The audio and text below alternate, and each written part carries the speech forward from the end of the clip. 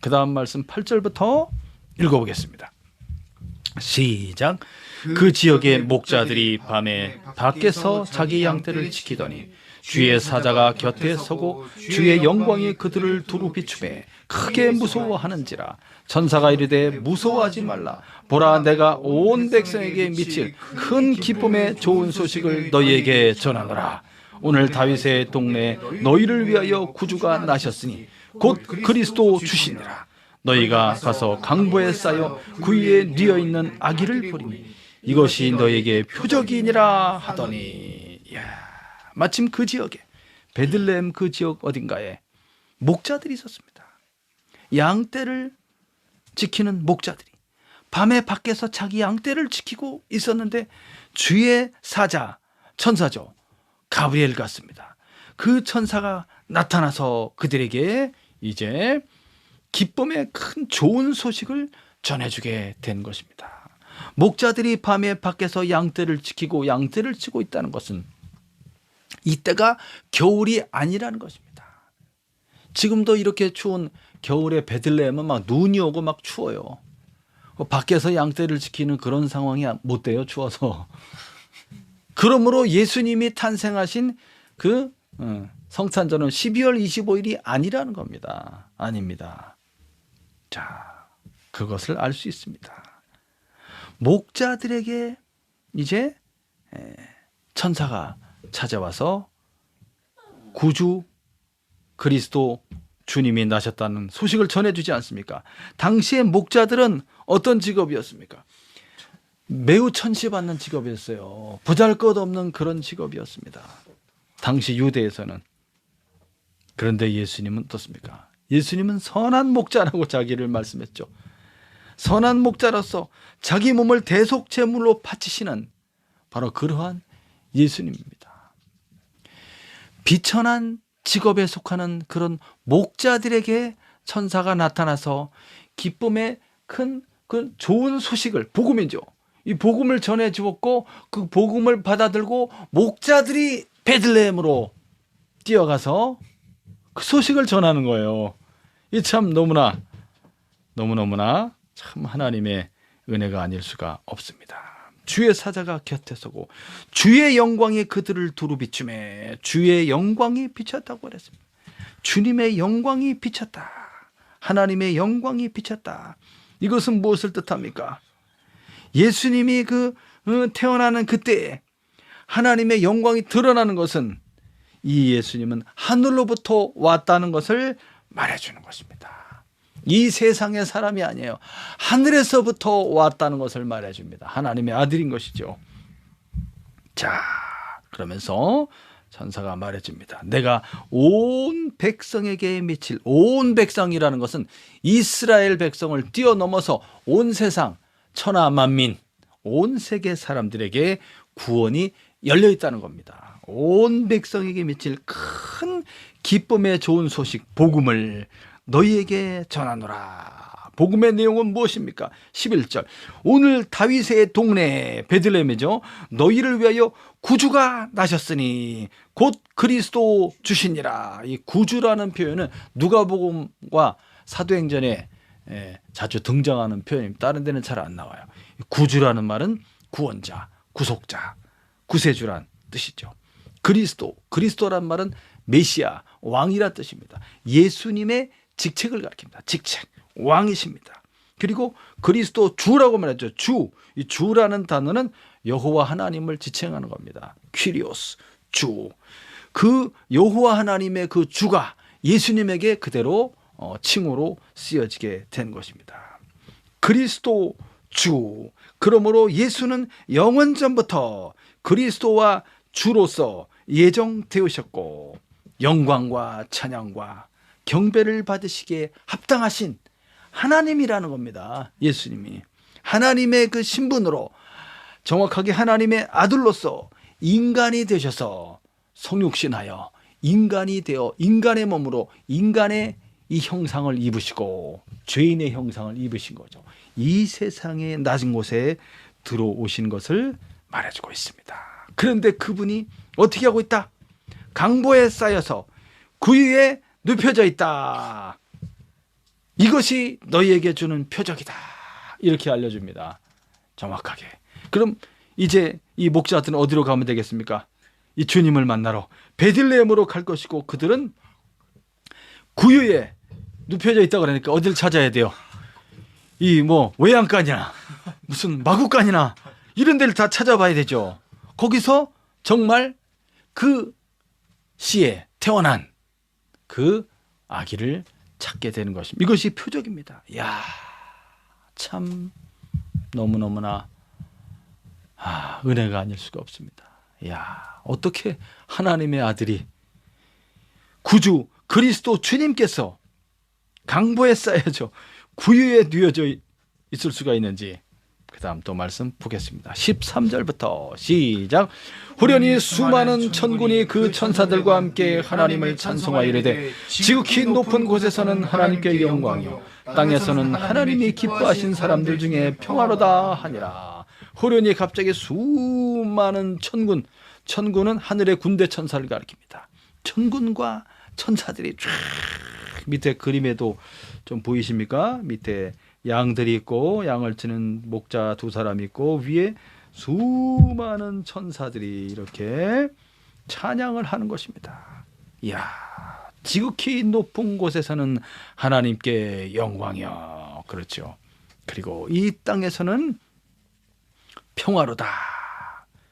예수 그리스도의 이제 대속자로서, 중재자로서 이제 이 세상에 오시고 이 죄인들을 하나님 아버지와 화해를 시키는 겁니다. 자기 몸을 생명을 바치심으로써. 그래서 하나님과 사람들 사이에 막혀진 담을 다 허물어 버리는 것입니다. 장벽을 제거하고 아버지와 화해케 하시는 평화의 왕, 평강의 왕, 할렐루야.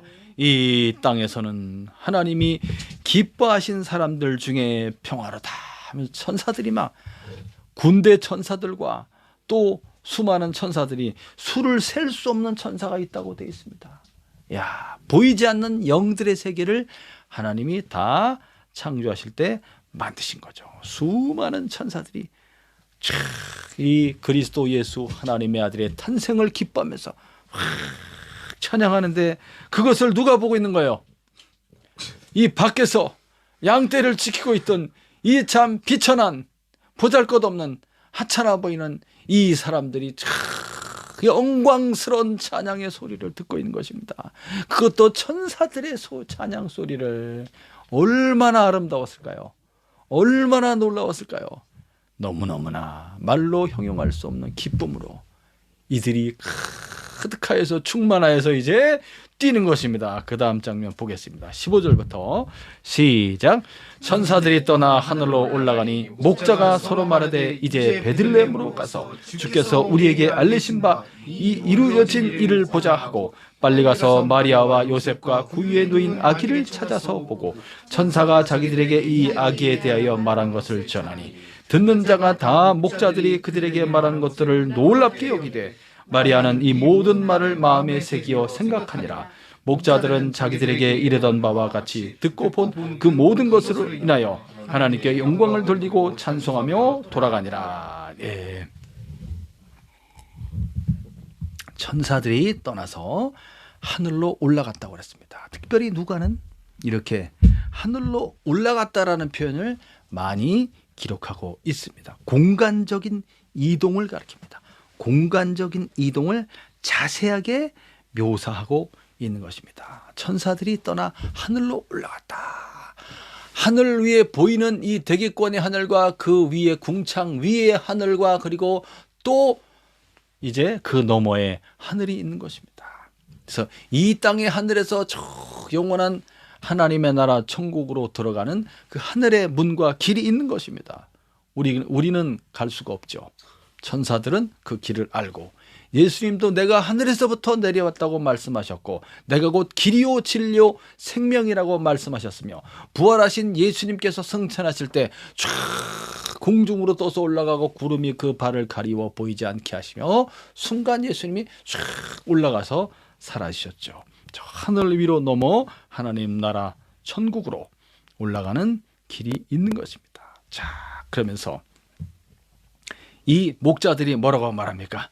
빨리 가자, 베들레헴. 다윗의 동네니까 베들레헴이죠. 그래서 거기로 막 빨리 뛰어갔습니다. 그래서 마리아와 요셉 구유에 누인 아기를 찾았다고 그랬죠. 찾아서. 이 찾아서라는 단어는 끊임없이 부지런히 막 이렇게 찾아보는 걸 가르쳐, 이 단어는. 그래서 이 사람들이 여기저기 막 뒤진 거예요. 뒤졌어. 여기저기 어디야 어디. 야, 빨리 구주 그리스도 메시아 주님을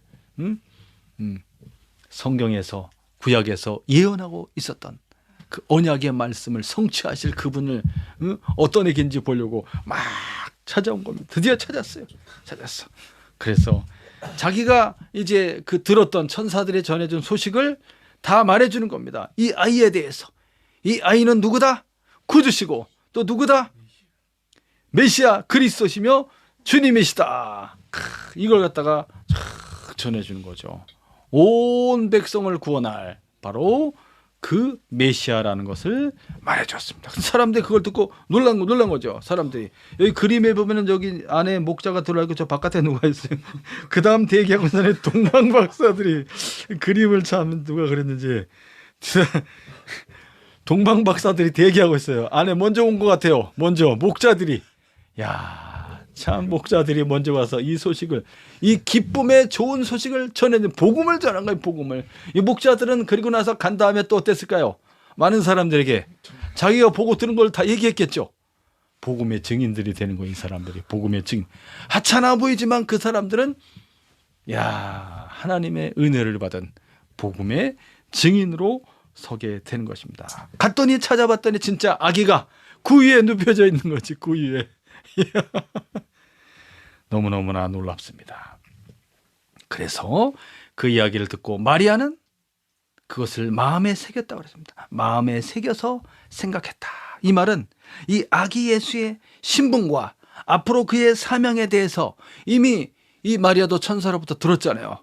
천사로부터 다 들었습니다. 그렇기 때문에 이제 거듭해서 마음속으로 생각해보고 되새겨보고 있는 것입니다. 자, 그래서 이 목자들은 이제 하나님께 영광을 돌리고 찬송하며 돌아가게 되고, 이제 마리아는 이 아기를 데리고 이제 성전, 예루살렘 성전으로 가서 8일째 될 때 할례를 받게 되고, 그 이름을 예수라 하게 되며 성전에서 이제 바로 믿음의 사람들, 성령의 충만을 받은 사람들을 만나게 됩니다. 그들이 이 아기를 알아보고 이 아기 예수에 대해서, 장래 그가 하실 일에 대해서 예언을 하게 되는 장면이 그 뒤에 나오게 되겠습니다. 사랑하는 여러분, 오늘 말씀은 여기까지 전하겠습니다. 어떻습니까?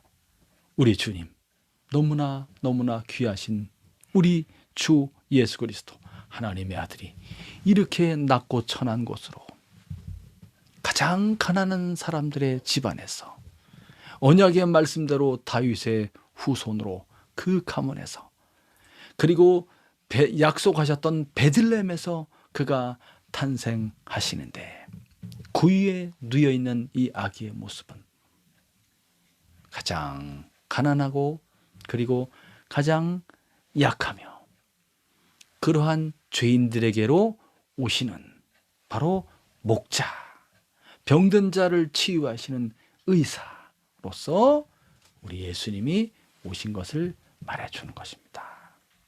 하찮아 보이지만 이 목자들에게 너무너무나 놀라운 장면을 천사들이 와서 보여주고 탄생하실 그리스도 주님에 대해서 알려주셨죠. 그렇기 때문에 직업엔 귀천이 없는 것입니다. 어떤 직업을 갖든지 간에 성실하게 열심히 일을 하면서 주님의 영광을 위해서 살아간다면 성령의 충만함이 임하게 되고, 그들에게부터 먼저 하나님께서 천사를 보내시고 이 기쁨의 좋은 소식을 먼저 보여주는, 그걸 볼 수 있는 은혜를 받게 되고 복음의 증인이 될 수 있다는 것입니다. 항상 우리는 감사하고 이 한 주간도 복되고 행복한 삶을 살아가시기를 우리 주 예수님의 이름으로 축원합니다. 기도하겠습니다.